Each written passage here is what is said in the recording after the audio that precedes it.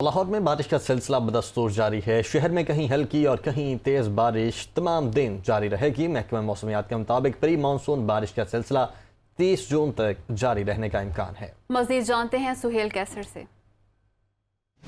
देखें, आज लाहौर में मौसम के जो रंग ढंग हैं उनके बारे में तो आप पूछिए मत कि जिस तरह का मौसम हो गया है उसने जैसे हम सबको शादा व फरहां कर दिया है।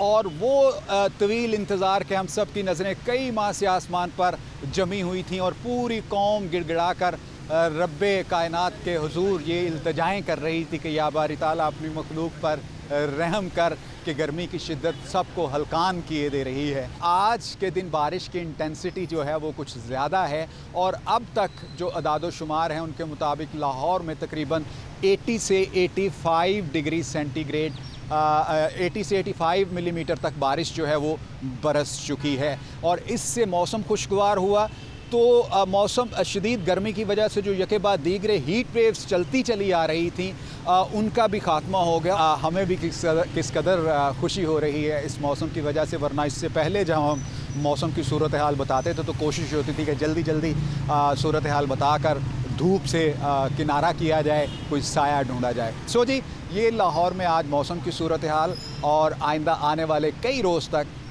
इसी तरह का सिलसिला जो है वो चलता रहेगा। जी।